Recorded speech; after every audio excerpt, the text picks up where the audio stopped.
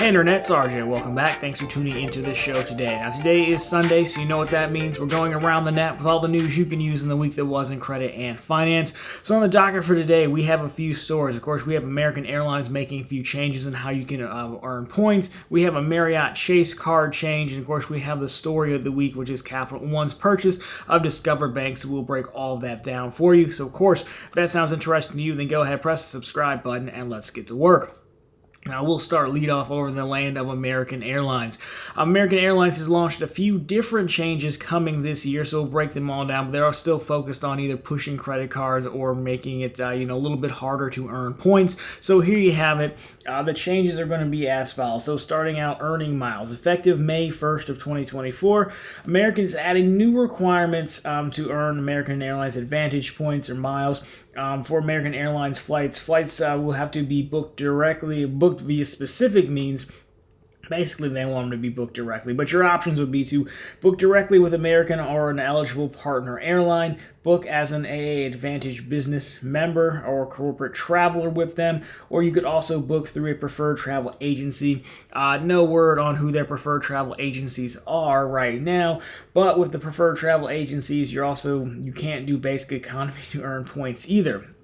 Now, if you manage to earn points, moving them around if you want to share them is a little bit more cost effective. Previously, and I did not know this, it cost you about 1.5 cents per mile to transfer miles to other people. Now it's only going to be half a cent or 0.5 cents per mile to move those around. So I guess that is a positive change. I just didn't know they charge for moving points between folks. And then next here, check bag prices are going up. So you're looking at your first check bag. If you do it online, it's going to be $35.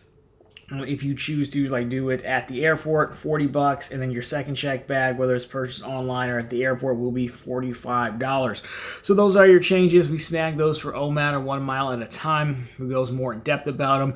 Now, I think these changes are very obviously focused on driving more spend with the airline and likely credit cards. Right, the first change, they want to discourage people from booking through Expedia and other travel portals. Right, and just book directly with them.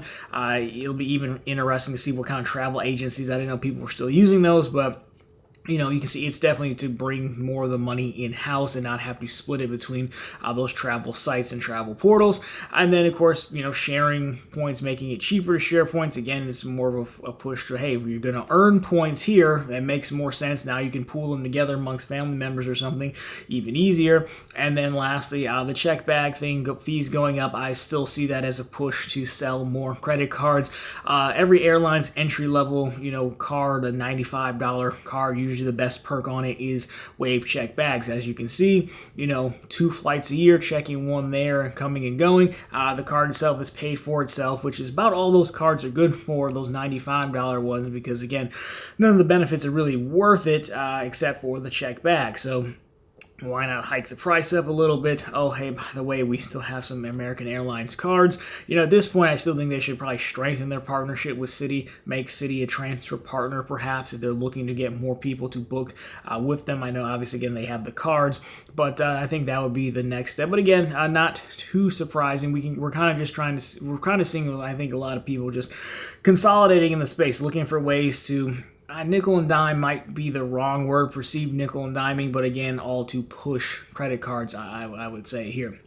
Now, speaking of pushing credit cards, Marriott is also starting to nickel and dime a little bit. This time, they're also taking a look at their no annual fee card on the Chase side. I believe it's the Bold. It's like the light blue card, the no annual fee version for them. So this card has historically not really been worth much of anything, except it was giving you 15 elite night credits towards status. So they're not like those certificates that you can get and stay 15 nights, but it was just giving you 15 elite nights, which came in handy for folks who were chasing lifetime status, especially because it's really easy just to farm nights through this card. Well, they are tweaking that card coming soon. This is from the Good Doctor. I believe you found it from someone checking in on Reddit. But the card, they're not getting rid of all of the elite nights, but it's going down from 15 to 5 per calendar year.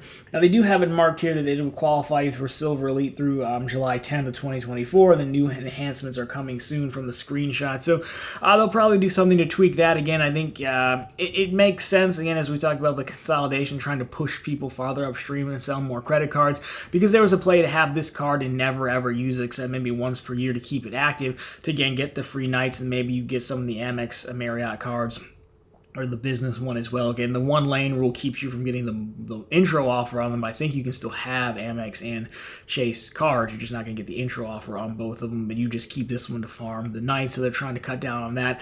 I'm surprised they didn't get rid of the perk altogether. I guess they didn't want to totally upset people who have this card, but there you go. There is that. So, I think they should still just bring back the Ritz-Carlton card on the Chase side. There could be a potential. We've seen them add it to bring it back in metal at least, and if they're planning to refresh this card in July, I mean, keep an eye on it. I don't know if I'm going to call it as a prediction, but that does come to mind as we talk about this. But anyway, something to keep our mind on for quite some time, or keep our eye on for quite some time, is going to be the story of the week, which is Capital One's purchase of Discover. So we don't have a ton of details, but the details we do have for you, we'll quickly throw on screen, then we'll break it down.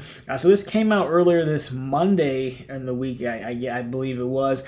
So the purchase price, you're looking at $35.3 billion. I think it's an all-stock deal. Capital One is going to, at least right now, going to keep Discover brand alive, just under the Capital One umbrella, so Discover would still operate as its own thing. They wouldn't just kind of mush it all into one. Which could be good. So that's what we know right now. I mean, there's a few big questions here. Like, number one, the biggest one, there was like, will this even get approved? Like, would it get regulatory approval?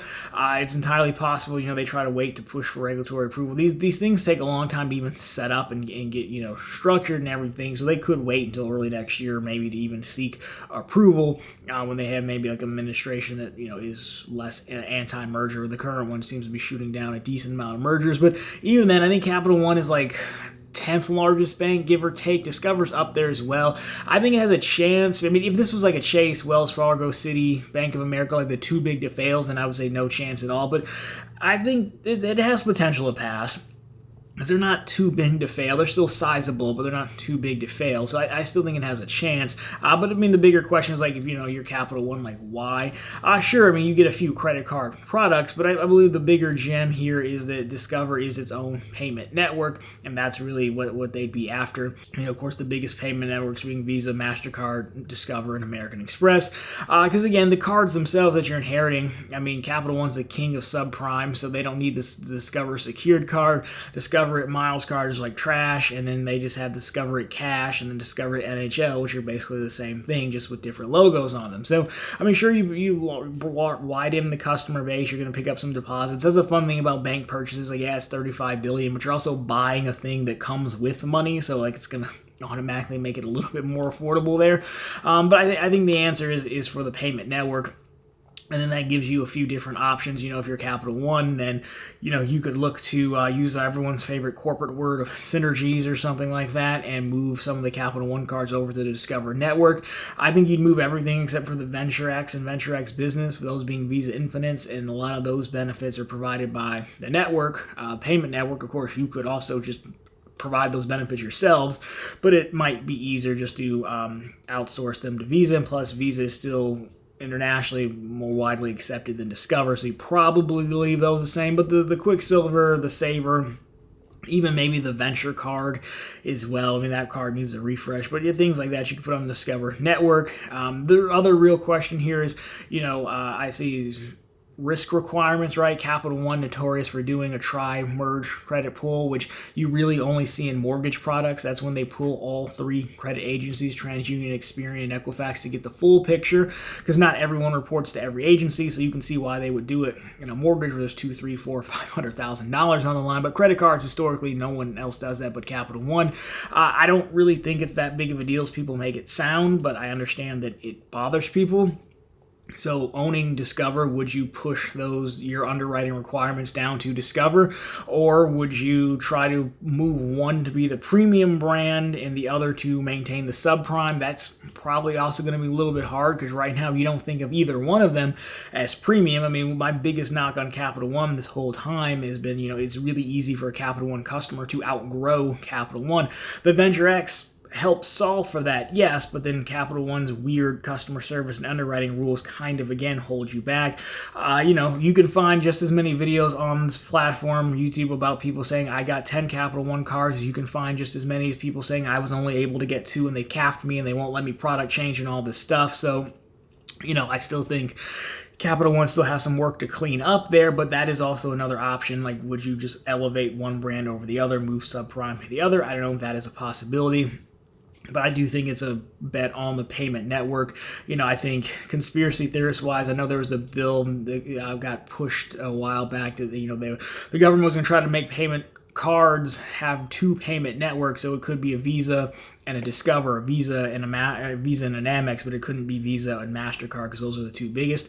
I still think the government is probably pro leaving credit cards alone, more or less. I just think they get concerned about merchants not wanting to take them as much. But I don't think they would do anything super harmful to the business.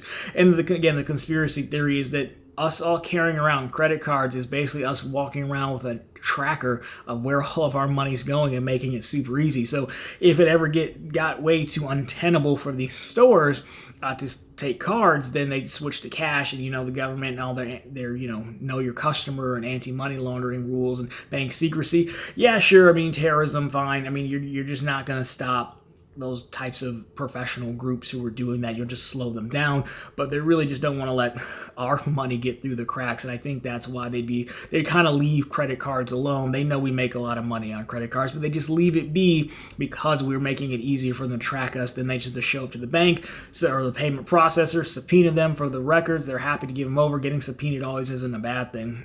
Sometimes they ask for, unless you're Bank of America, you just hand them over. But that's my conspiracy theorist, and that's another reason why I think you might want to make a bet on a payment network to acquire one. It's much easier than growing your own. I do think there will be some level of forced diversification in the credit card space of people accepting payment networks, so it wouldn't be a bad version to own one. Plus, you get some new accounts as well, and there you go. So that's kind of my theory on it. Overall, I don't think it's terrible. I think it's a decent chance to approve, but I think it's largely a play for the payment processing network. Do they, either one of them, come out with new products off of this? Probably not. Neither one of them the known for being the most competitive product design wise. I don't think we'd see anything new for quite a while until they figure out what they want to do internally. But let me know what you think the plan is, why Capital One will be interested in Discover. What do you think? Do you think it will get approved? Do you think my payment network thing is just way too conspiracy theorist? Either way, love to get your thoughts on that. But that has been the news for this week, guys. So if you liked it, drop me a thumbs up down below. If you found it particularly interesting, consider subscribing to the channel. We're posting content just like this every single week. Of course, right back here every Sunday with all the news you can use in the week that was in credit and finance. And every single day over on ProfitableContent.com, the channel's blog. We not only have the latest news stories just like this, we have plenty of bank promotions, some from Capital One and Discover, and we have credit card offers, definitely some from Capital One. So if you want to get in now before they change anything, definitely go check out our catalog. I know the Capital One Spark Cash Plus has an amazingly high offer over there. So if you got some deep pockets or some tax bills coming up, that one could be a good one to take a look at as well. But anyways, guys, that's going to do it for this one. As always, thank you so much for watching, and I'll talk to you very soon this week.